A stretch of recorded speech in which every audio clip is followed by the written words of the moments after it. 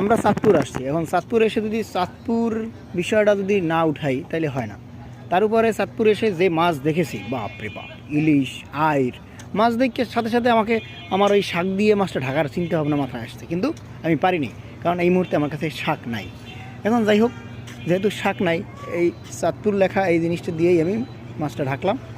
মাছ আর খাওয়ালো না, এই ওরাতে অসময়ে এসে মাছ নিতে পারলাম না, দুঃখ একটাই, চাঁদপুরের মাছ।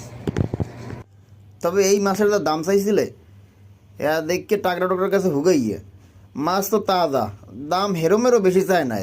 6-7 কেজি ওজনের মাছ চাইছে মাত্র 1300 টাকা কেজি।